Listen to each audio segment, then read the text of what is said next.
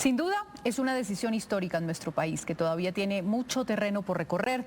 ¿Cuál es la participación del médico? ¿Qué controversias hay al respecto? Doctora Fernanda, buenas tardes. Margarita, buenas tardes. Hay que ser muy cuidadosos con la interpretación del fallo. Una cosa sería el suicidio médicamente asistido en un paciente mayor de edad, en uso de sus facultades, con intenso sufrimiento debido a una enfermedad grave o incurable, que ya ha tenido un manejo integral y que toma como última opción, es decir, después de agotar todas las demás, de asesorarse para tener un mayor control de su decisión y hacerlo él mismo.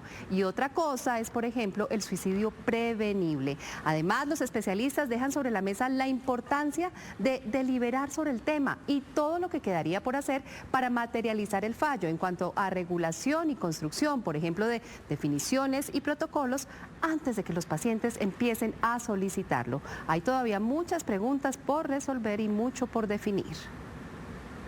Como se ha explicado en el caso de la eutanasia, el médico es quien administra los fármacos cuyas dosis letales y secuencia están definidos en protocolos. Mientras que en el suicidio asistido estamos hablando del escenario en el cual el médico proporciona los medios, los conocimientos o las dos cosas, pero quien activa el dispositivo final que pone fin a su propia vida es el mismo paciente.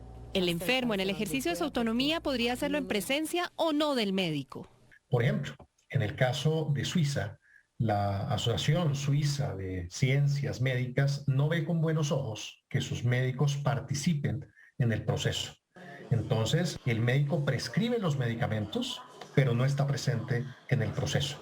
Y que quede muy claro, el suicidio asistido sería la última opción o instancia después de garantizar el acceso a evaluación, manejo y seguimiento médico integral. Tendremos que tener una evaluación previa de salud mental, descartar condiciones de salud que sean potencialmente prevenibles, sobre las cuales se puedan intervenir. Tendremos que garantizar la provisión de cuidados paliativos como un prerequisito para tanto la práctica de la eutanasia como la eventual práctica del suicidio asistido. Y tendremos que recordar, como lo dice la sentencia T-322 del año 2017, tendremos que hacer la distinción entre identificar casos relacionados con el derecho a una muerte digna y el derecho a una vida digna. No se pueden convertir en la fórmula poco costosa para salir de pacientes costosos. Hay que ver esto desde una perspectiva un poco más integral.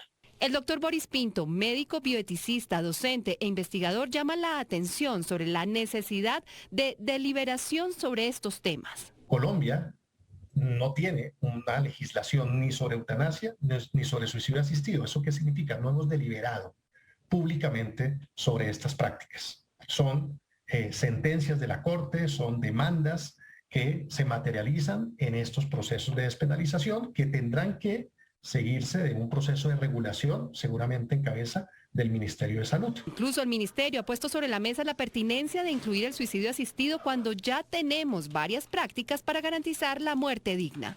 Ya tenemos la adecuación del esfuerzo terapéutico, ya tenemos la promoción de los cuidados paliativos a través de la Ley 1733 de 2014, ya tenemos la resolución 2665 de 2018 sobre documentos de voluntades anticipadas, tenemos despenalización y reglamentación de la eutanasia y ampliación del derecho a la muerte digna para el caso de enfermedades graves, avanzadas, incurables, no necesariamente en condición de terminalidad. Tenemos también la posibilidad del rechazo terapéutico. Tenemos todo ese haz de facultades. ¿Por qué es necesario incluir una nueva práctica cuando ya está garantizado el derecho a una muerte digna? Y el Ministerio se pregunta cómo vamos a reglamentar esas diferencias asistenciales.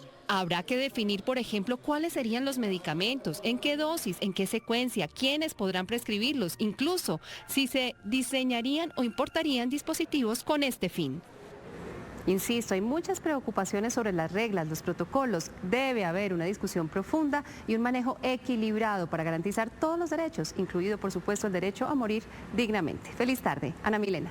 Doctora, gracias. Y frente a esta decisión de la Corte Constitucional se produjeron